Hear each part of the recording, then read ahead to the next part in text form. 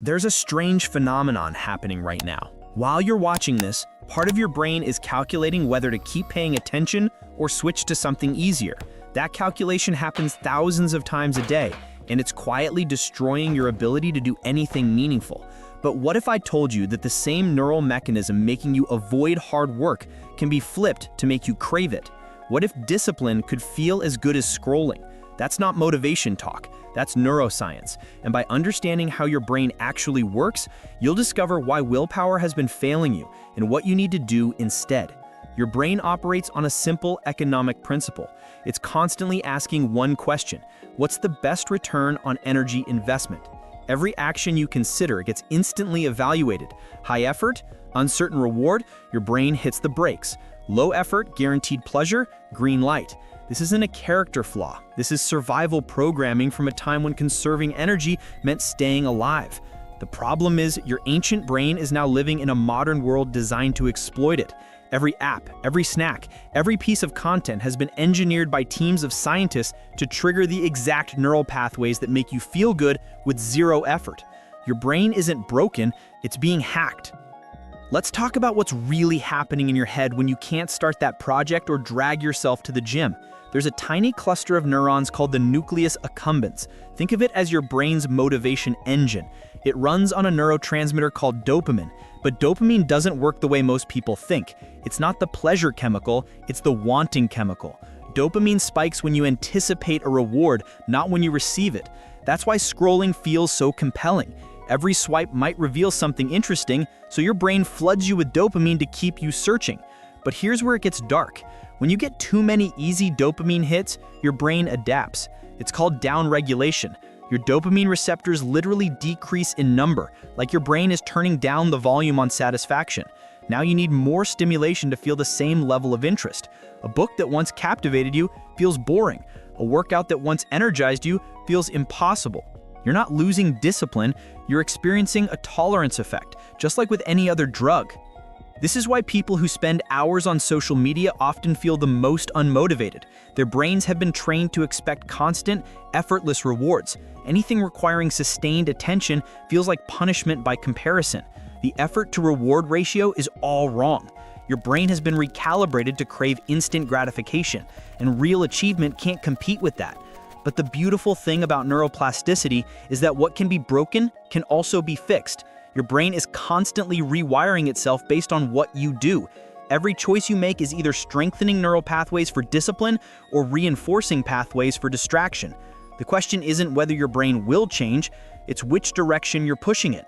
So what exactly is a dopamine detox and why does it work? Despite what the name suggests, you're not actually detoxing from dopamine itself. You're removing the artificial, hyper-stimulating sources of it. Think of your dopamine system like a dimmer switch that's been cranked to maximum brightness for so long that normal light looks like darkness. A dopamine detox is about turning down that dial so your brain can recalibrate what normal feels like.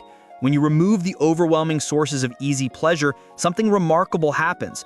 Your dopamine receptors begin to upregulate. They become more sensitive. Suddenly, activities that seemed boring before start feeling engaging. The satisfaction of completing a task, the energy after a workout, the calm after focused work, these natural rewards start registering again. You're not becoming someone new, you're returning to baseline. You're remembering what it feels like to be driven by internal satisfaction rather than external stimulation. Most people fail at this because they approach it wrong. They try to white-knuckle through it, relying on willpower alone. But willpower is a finite resource, and it's no match for a dopamine-starved brain screaming for stimulation. Instead, you need to understand the transition period. For the first few days, you're going to feel restless, irritable, maybe even anxious. This is not weakness, this is withdrawal. Your brain has adapted to a certain level of stimulation, and now you're pulling it away. The discomfort you feel is actually a sign that the process is working. Your brain is being forced to adjust. The key is knowing that this phase is temporary. Most people give up right before the breakthrough because they interpret the discomfort as a sign they're doing something wrong. But that restlessness is your brain reorganizing itself. Push through it. Here's what you need to do practically. Start by identifying your highest dopamine activities.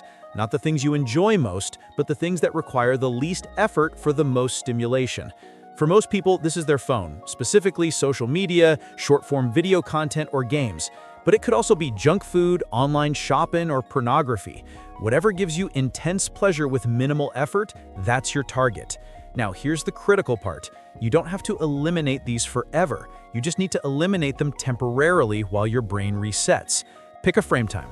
3 days is a minimum, 7 is better, 14 is transformative. During this period, you're creating artificial scarcity for easy dopamine, which forces your brain to find satisfaction in harder activities. But you can't just remove things, you have to replace them. Nature abhors a vacuum, and so does your brain. When you take away easy dopamine sources, you need to deliberately engage in activities that provide slower, more sustainable rewards. Read a physical book instead of scrolling. Cook a meal instead of ordering. Go for a walk without headphones instead of watching another video. Exercise without music or podcasts. Journal by hand. Have a real conversation. These activities feel boring at first because your dopamine system is still tuned to high intensity. But here's the magic. As you persist, your brain starts releasing dopamine in anticipation of these activities too. After a few days of reading, your brain learns that opening a book leads to the satisfaction of learning something new. After a week of workouts, your brain starts craving the endorphin rush and sense of accomplishment. You're literally retraining your reward system. There's a crucial distinction here between pleasure and satisfaction. Pleasure is immediate and fleeting. It comes from external stimulation and requires no effort. Satisfaction is delayed and lasting. It comes from internal accomplishment and requires effort. Modern life bombards us with pleasure, but leaves us empty of satisfaction. That's why you can spend an entire day feeling entertained and still go to bed feeling unfulfilled. Your brain got pleasure, but no satisfaction. A dopamine detox shifts your focus from seeking pleasure to building satisfaction. And here's what nobody tells you. Satisfaction actually produces more dopamine over time than pleasure does. When you accomplish something difficult, when you push through resistance and come out the other side, your brain releases a cocktail of neurochemicals, including dopamine, serotonin, and endorphins. This is the feeling athletes call a runner's high. It's what creators feel after hours of focused work. It's the deep contentment that comes from discipline. And it's far more powerful and lasting than any notification could ever be. The neuroscience backs this up. Studies show that delayed gratification activates the prefrontal cortex, the part of your brain responsible for planning, decision-making, and self-control. The more you practice delaying gratification, the stronger these neural pathways become. Meanwhile, instant gratification activates more primitive parts of your brain, the limbic system, which operates on impulse and emotion.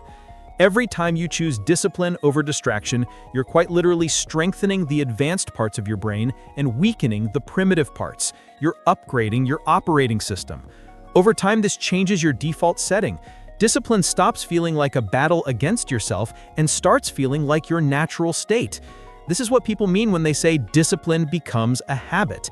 It's not that it becomes easy, it's that your brain rewires to prefer it. Let me tell you what happens after a proper detox. You'll notice your attention span expanding. Things that used to bore you within minutes will hold your focus for an hour. You'll feel a clarity of thought that's been missing.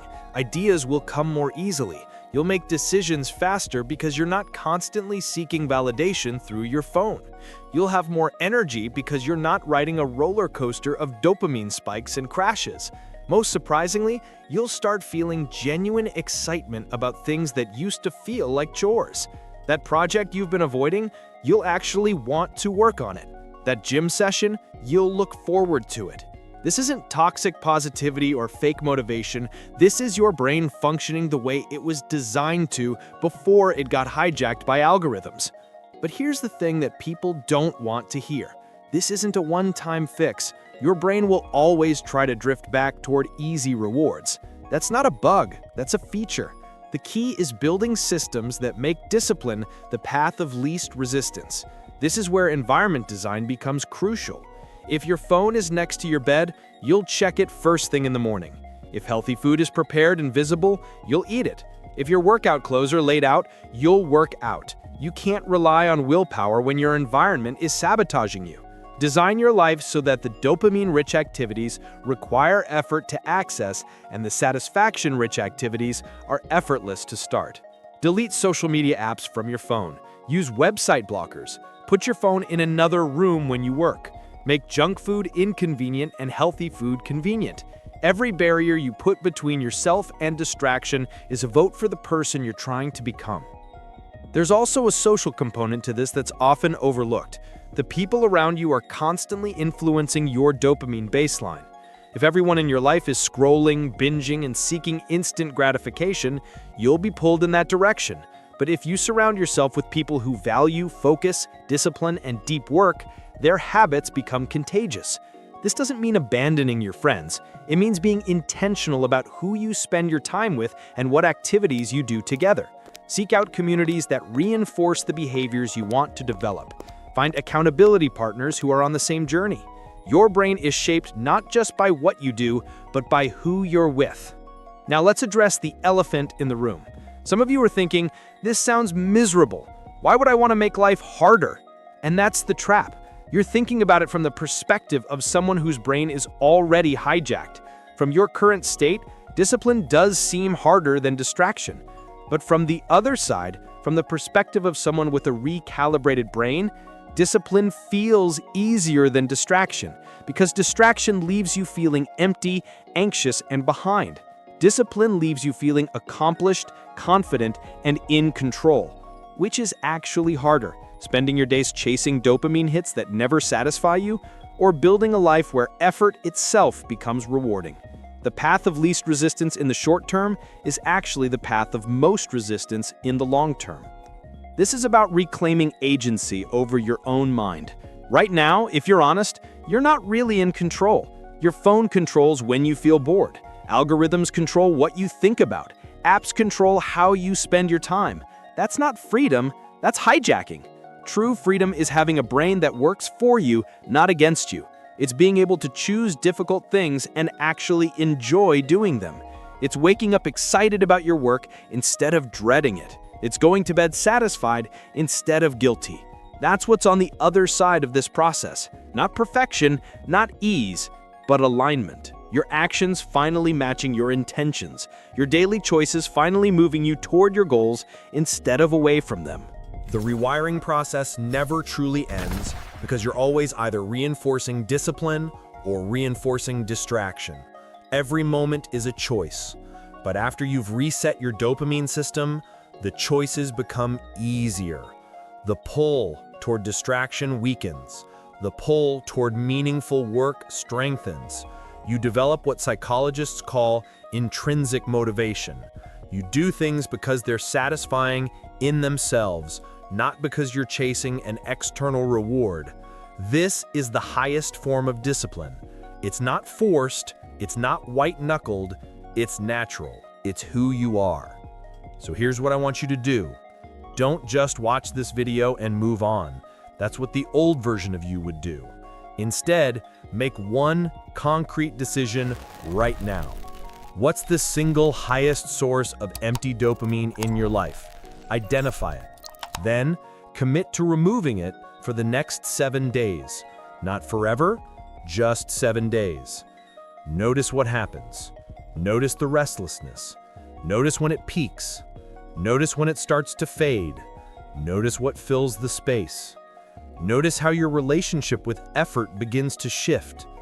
Document the process, because once you see it happening in real time, once you feel your brain rewiring itself, you'll never want to go back. You'll realize that you weren't meant to live as a slave to algorithms and impulses. You were meant to be someone who does hard things and loves doing them.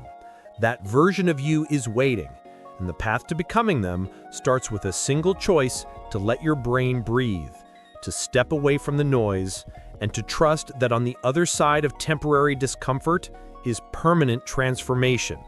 Your brain is ready to be rewired. The only question is, are you ready to do it?